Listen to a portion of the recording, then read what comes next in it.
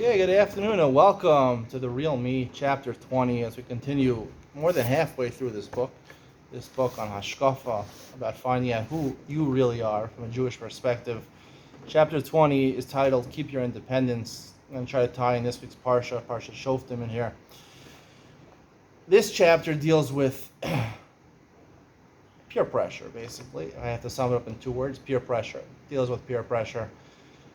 The fact that we all know this, that most of our lives are dictated by the way other people live their lives. They want to fit in. They want to do everything like other people. He talks about over here, a Rosh Hashiva came into a yeshiva. There's a known story about a Rosh Hashiva who entered a yeshiva in the beginning of his man, and all the boys were holding by the first page, Daf Beis Amud Aleph. After 2 weeks, he saw they were all holding at Amud Beis. And 2 weeks later, they're all holding at Daf Gimel. With frustration, he commented, I thought this was a yeshiva. Instead, it seems to be a box of matches. All have the same heads. Matches have the same heads.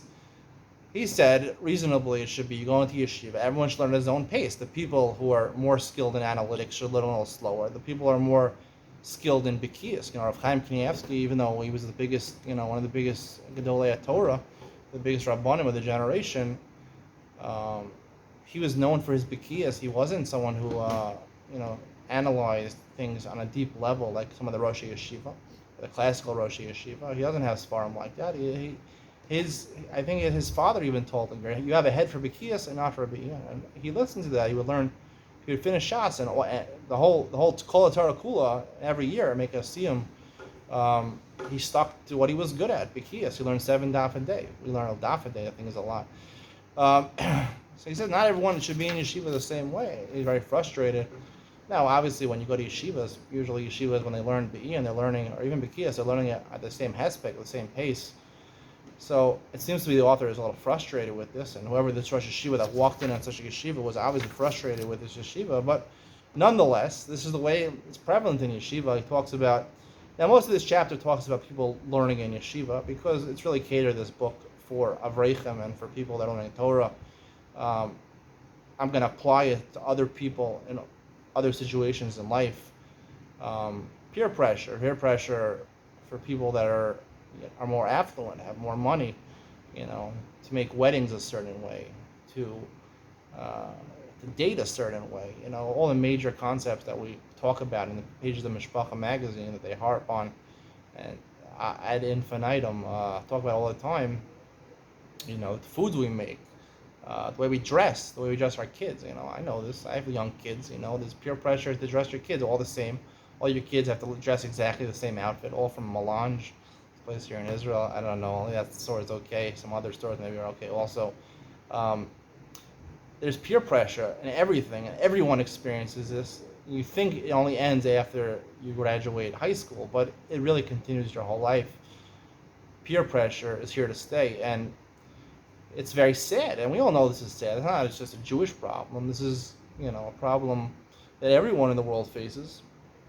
We always want to be like everybody else. We don't want to stick out. Really, if you ask me, what is the reason for peer pressure?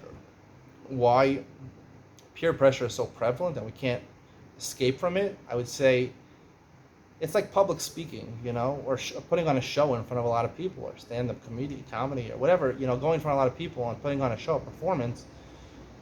At the end of the day, it's a show, it's a performance, it's not the real, you're not comfortable doing that. Most people, when they get up to speak in front of a large audience, are not comfortable doing that. They don't regularly do that. They're not comfortable in that situation because you stick out. When you stick out and you're different than everybody else, what happens? Why do people don't want to do that? They'd rather die than do that, right? Seinfeld, Jerry Seinfeld, has a popular, funny opening to one of his shows. They had some cutouts of his being a stand-up comedian. He said at one point, the number one fear of people is public speaking. Number 2 fear is dying. So he said, that means basically, he was saying how stupid it is. Basically, when you go to a funeral, you'd rather be in the coffin than be giving the eulogy. It's sad, right? You'd rather be dead than be giving the eulogy because it's terrible to speak in public. Because when you put yourself out there in public in front of a lot of people, or you're different than anybody, like you do something different, you go to an out-of-town community, once you're in the out-of-town community, you're part of the out-of-town community. But if you stick out in your out-of-town community, or you go to Lakewood, he even mentions Lakewood, but everyone that goes to the same yeshiva, they go to Brisk, and then they go to Lakewood, and they stay in Lakewood, and they learn there. He talks about the prevalence, which a lot of people do these days. You gotta be in the right yeshivas, you gotta send the kids to the right yeshivas, stick in the right shidduch. We don't want to stick out. We don't want to be different. Why? Because once you stick out, you get judged by other people. Wait a second, let's get a little different. Let's take a real look at this guy. He has this weakness and that weakness. He looks funny. He does this bad. He does, he's a slob. He's a cheapskate. You can find millions of things. When we're all exactly the same as everybody else, so okay, we don't see anything different. We can't judge you, right? This is expression of shoftim v'shotrim tielach al iznecha v'sharecha.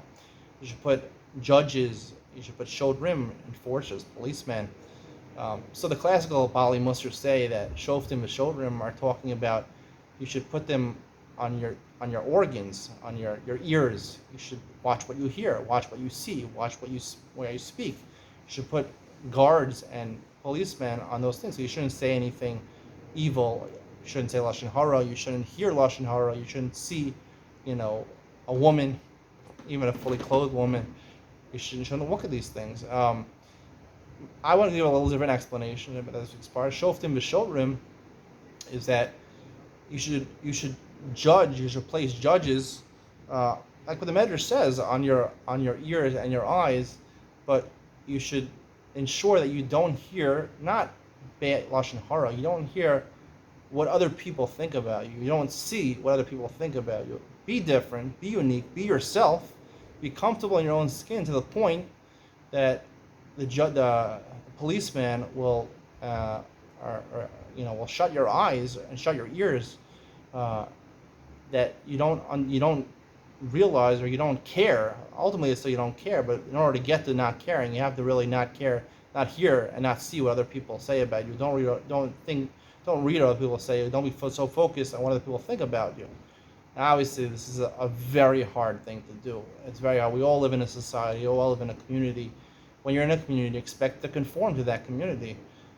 Personally, on a personal level, I got married as a Haredi guy, full-fledged Haredi, Beitar, full-fledged Haredi, no Curious George in the book for my kids. No way. Not Goyish. Anything that's Goyish, it's a Haredi. A lot of Haredim believe anything Goyish is wrong.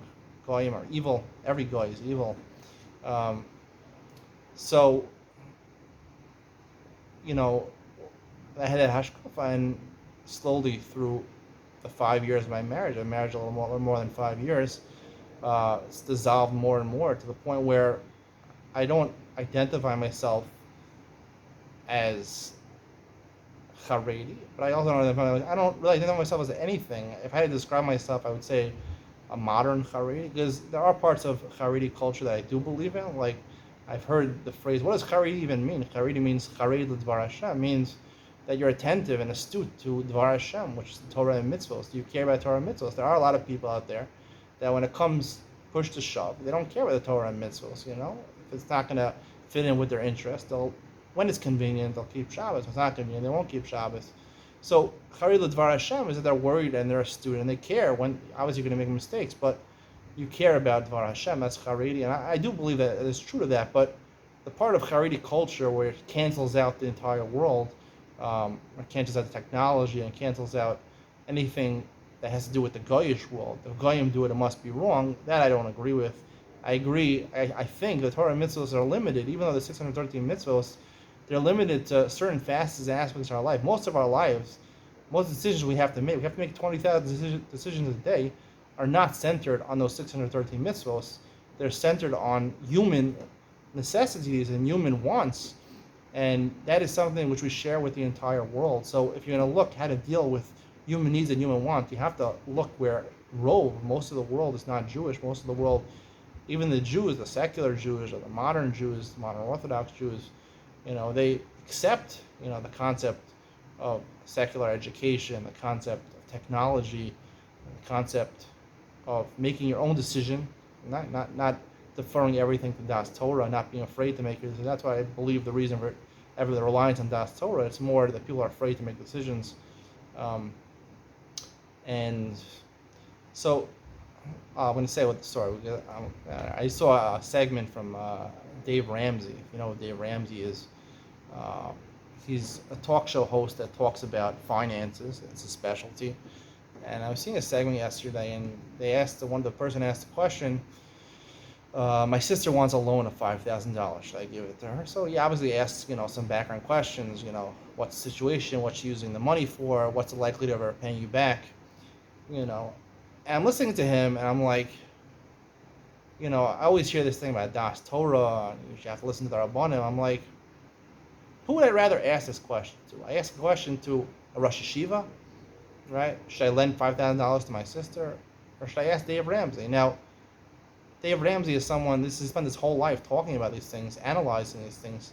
Why am I asking a Rosh Hashiva who spends his whole life learning the sugya and preparing a shir, and more often times than not, his finances are questionable or difficult, to say the least. Who's not an expert in finances at all. You listen to the professional, the guy who's an expert in finances. So that sort of doesn't make any sense to listen to a big rabbanim about everyday matters. They don't have any expertise in that. You want to listen to them about halacha? They have more expertise than you, so listen to them about halacha. But to listen to them about other things, it doesn't make any sense to me. And it was funny, David Ramsey even quoted, he said you should never loan her the money, because loaning the money, eved lo v'lishmal. But he didn't say eved lo v'lishmal, but he said a person who borrows money is a slave to the person who lent them the money. And I found it funny, which is really a Gemara. He's quoting a Gemara, a secular person. He's not Jewish. He just, figured it out himself. So, and obviously he had other knowledge, which made it, easier for him to answer the question. He did answer the question in a good manner, I thought. So, really, and just getting back to what we're talking about over here, Das Torah, I'm including because a lot of people in the Haredi communities only listen to Das Torah. So I'm explaining Haredi culture. Personally, I believe in part of it. The other part of Das Torah and thinking everything the Goyim do is evil, no technology, no education, secular education, I think those things are wrong. So what I describe myself as a modern Haredi, but I mean, that's my own term, modern Haredi, if there is such a thing. But the point is that you have to find out who you are, and the reason I'm bringing in my own personal life is because I live in a Haredi community where you have to conform, you have to dress a certain way. It was a part I tried wearing white polo shirts, not white polo shirts, maybe even gray polo shirts with blue pants, nice blue slacks, and obviously my happy socks, nice shoes. I got a lot of flack for wearing a white polo shirt. I wanted to look, white polo shirt, chas v'sholom, white polo shirt. You can't dress a certain way. And it's crazy. It really is. And it's going to get a Gemara in Megillah where the Gemara says, forget even a polo shirt. You have to be able to wear colored clothes. The Mishnah Megillah, Shulchan Aruch says you have to. Otherwise you're considered a heretic. Anyway, just back to the point. The point is that I found over the course of these 5 years of marriage, where when you get married, you get introduced to a lot of nuances of practical life. I found that practically I can't be Haredi fully, so I'm sort of stepping in out of the box into my own zone. I'm creating a new movement, Haredi, modern Haredi, and I hope people follow. But the point is, it's not that people should follow. Is that this is what I feel true to myself. I feel that this is the real me. This is who I am, and I'm comfortable in my own skin. I really could say that honestly. The litmus test of that is when you're together with other people, or you have guests who come over and things like that.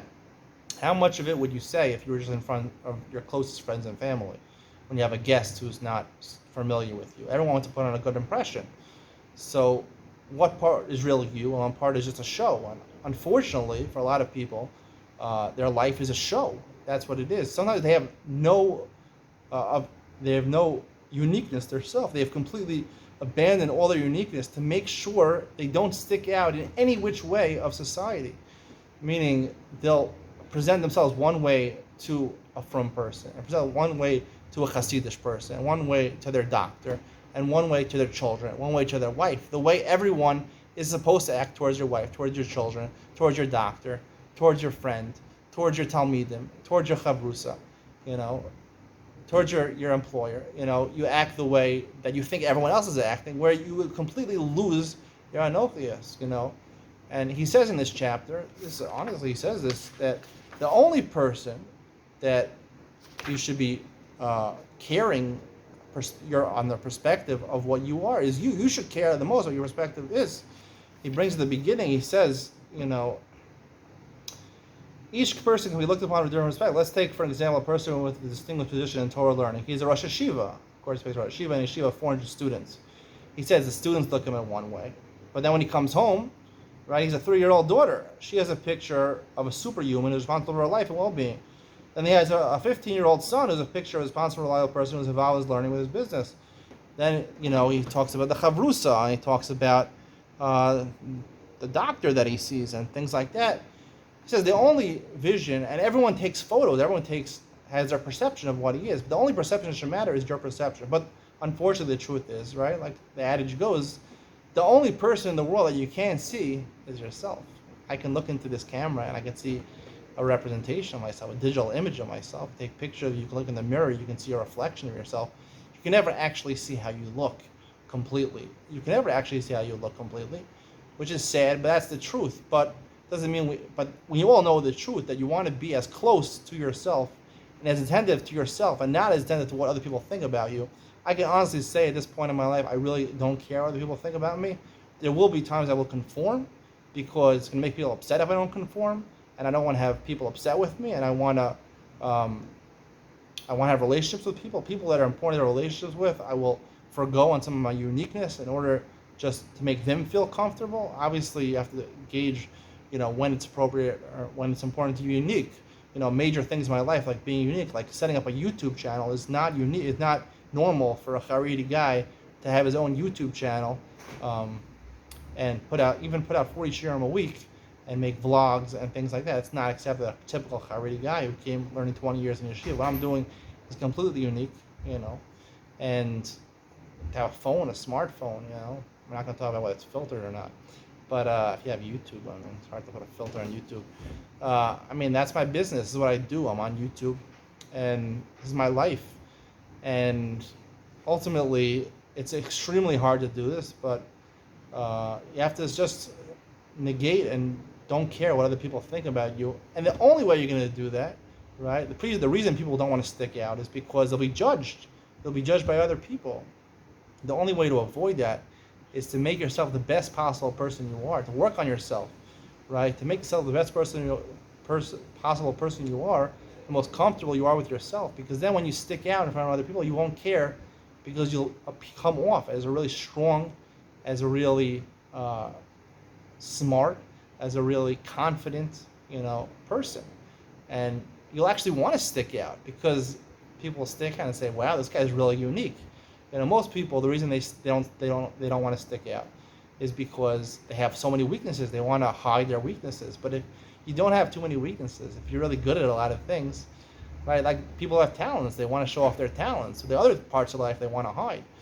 But if you're a person that really believes in yourself and really is comfortable in your own skin and has succeeded in working on yourself, where you don't have so many weaknesses, you're going to want to stand out. You want to be unique, and ultimately you're not going to hear and criticism or not care about other people say negative things about you, because you have so many more positive things than negative things.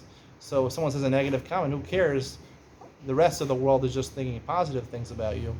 So ultimately that, is the best level. That's really the only way to remove yourself from this burden of, called in Israel, lachatz chavrati, peer pressure.